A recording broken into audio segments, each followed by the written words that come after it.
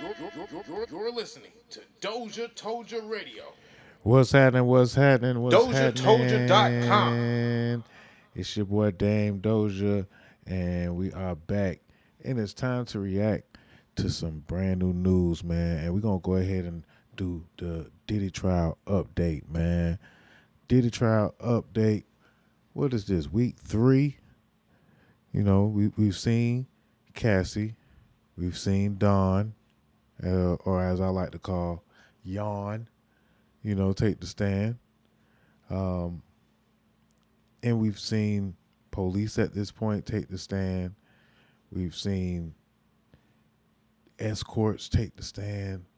Find out about all the many different types of escorts that that Diddy had Cassie use, or that Cassie ordered up. Um, and now, this week, we've had Capricorn and the Cassie's, I think, makeup artist or stylist, Nash, and we had Kid Cudi. So let's get into we can start at Kid Cudi, because even with Kid Cudi, it kind of set the tone. Gotta mute that. It's kind of set the tone. But first and foremost, y'all make sure y'all like and subscribe to the channel. Let me get this thing together. Make sure y'all like and subscribe to the channel, and I appreciate everybody for being here. And again, I think that things is just now starting to come out, but it's still more of the same, right? Diddy is a piece of shit abuser. But they might have him at this point. I was skeptical even as the beginning with them rolling. I was just wondering why they rolled out Cassie so early, but I guess she sets the tone, and then everybody else really backs up, especially this Nash lady. And it seems that Diddy was just a monster, man. He was just violent with everybody in his staff that he can be violent with. And he hid behind his bodyguards and kind of reigned terror in a sense, a little bit, from having people do lie detector tests for hours. And a part of me, I hate to say it, a part of me understands it. I a, a lot of me hates it, right? All of me hates it. I'm appalled by just even the idea of him wanting to do the things that he's accused of doing. But a part of me get this story, right? This love story that starts off as an infatuation. And it's also a controlling thing because he is the rich, controlling boyfriend. And he has some very, very particular kinks. Actually, the worst kinks in the world that you can actually have. And it was having all kind of questions, all kind of conversations or whatever, since it was talking about the nut on the chest, but they still haven't really came out with any real punks, punking Diddy in that way, no Diddy. But nah, man, they still haven't really came out with it all the way. But the Joe Budden podcast had a clip that talked about whether or not it was an actual gay act. or if it was just a kink to have another man's body fluid poured on you. Yuck. Yeah. No Diddy. No Diddy, Big Diddy. Right? No Diddy, Big Diddy. Anyway, so here we are. But one thing I do want to say, I just want to also go on the limb with this one. Diddy is a controlling boyfriend who's also a record exec. Cassie is a very beautiful singer who probably rides a little bit off of having a very talented boyfriend who is a musical genius and being in the right circles to be able to catch the right type of eyes and be in the right opportunities. I think that they illustrated that Diddy has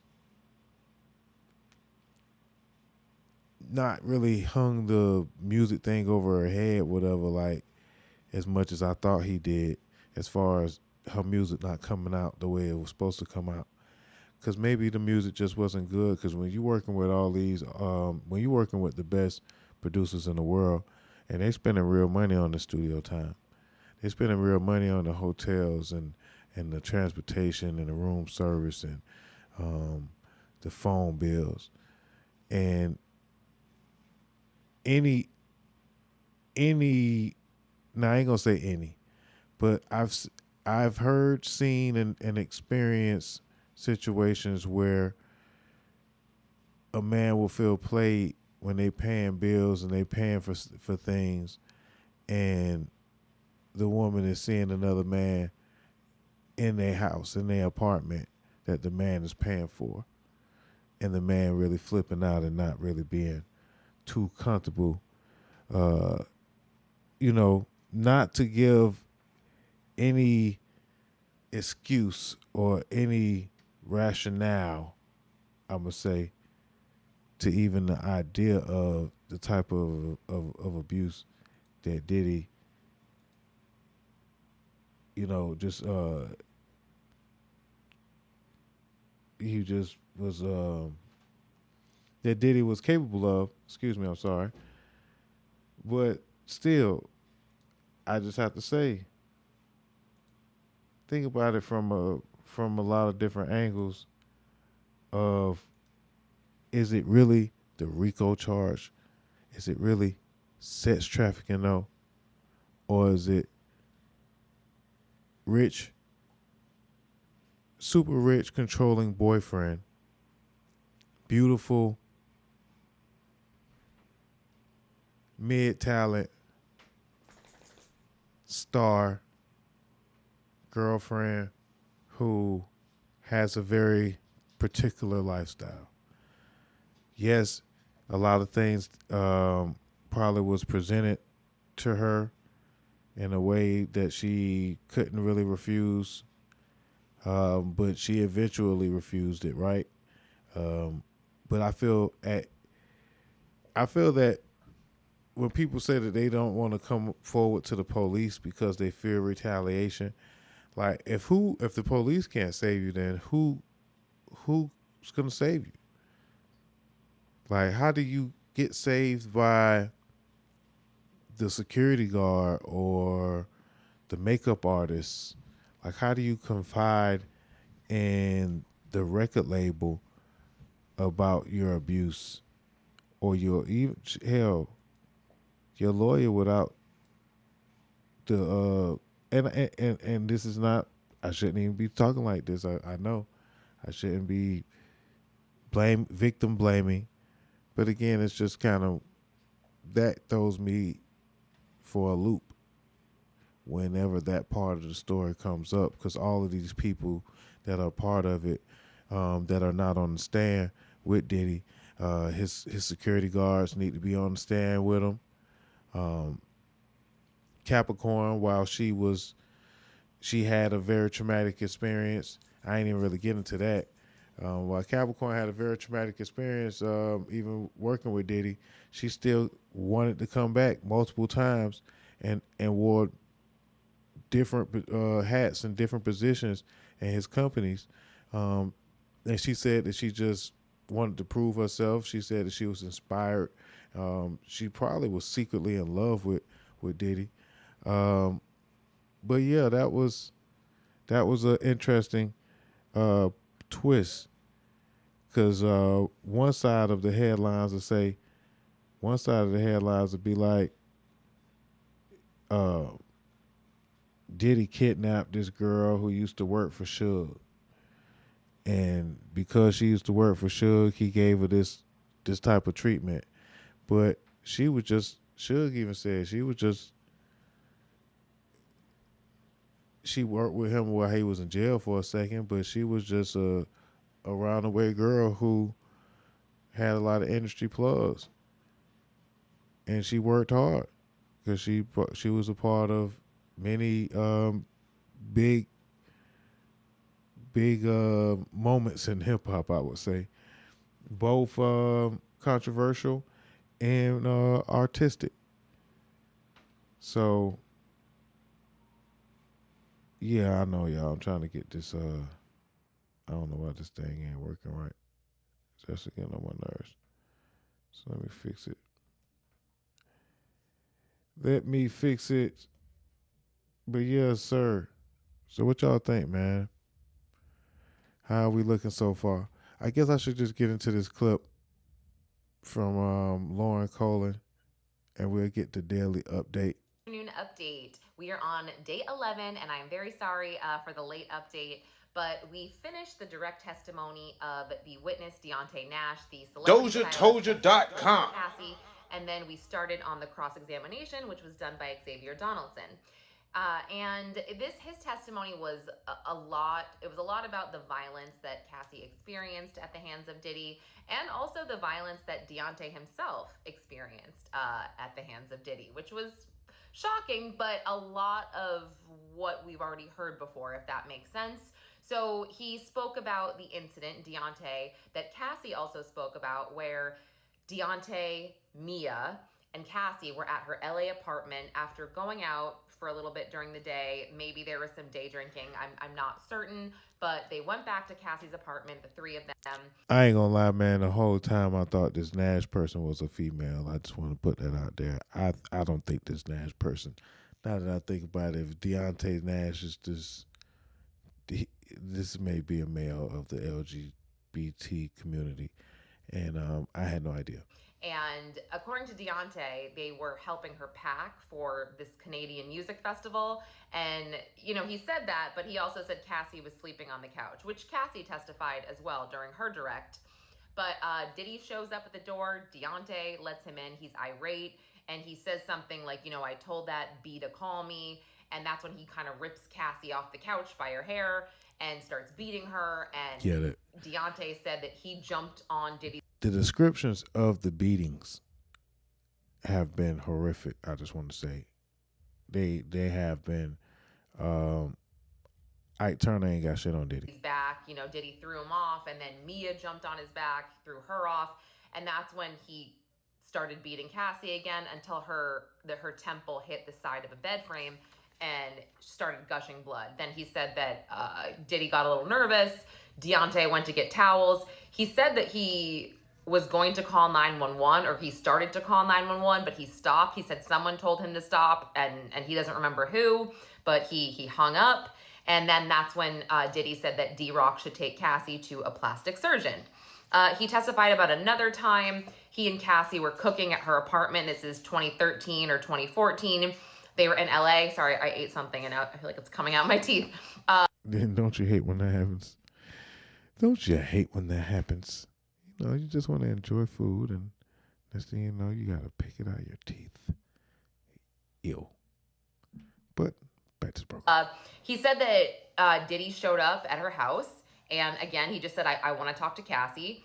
And then he grabbed Cassie, and it said by her hair and by her shirt, for whatever reason, he was mad at her. I don't know the exact reason, but he grabbed her by the hair and by the shirt, and he said, "Get the hell out of my house," or "Get the F out of my house," to Cassie after this argument. And then he did the same thing to Deontay, but Deontay said he kind of popped him in the head a little bit and said, "Get out of my house," before pushing him out. Now, Deontay said when he did this, Cassie was kind of still in the house, but like by the door. So Deontay said he left the apartment. He goes to the valet to get his car, but he sees Diddy's security there. And again, I don't know what this fight is about.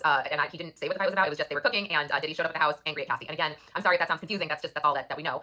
So he said he gets down to the valet, and Diddy's security is there, and he said they kind of blocked him. And he said that then Diddy and Cassie came down, and that Cassie was crying, and she got into his car, Deontay's car, and then Diddy comes up and starts berating them, calling them broke asses, and then they drive off. And then Cassie gets a call from Diddy, and he says to pull over, so they do. And then he comes up to her car window, I guess, or on the passenger side, and he starts making threats to her, saying that he was going to release the sex tapes to her parents' work. He was going to get her parents fired. Her brother is a bitch, and literally I wrote all this down, and that Diddy is the only one who protects her.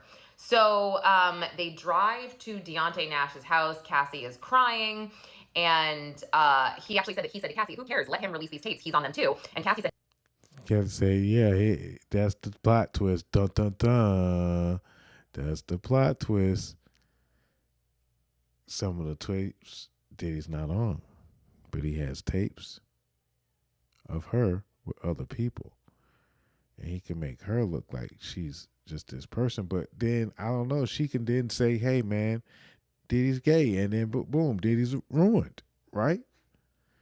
But that would probably come with consequences when there's been a record of violence, and once they prove that there's a record of violence, boom. To him, actually, he's not on them.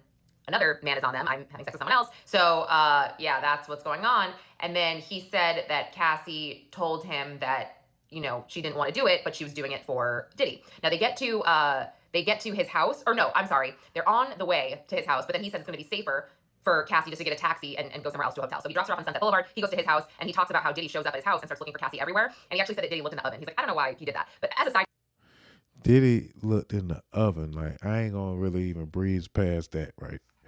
This nigga Diddy looking for his lady in the oven, brother.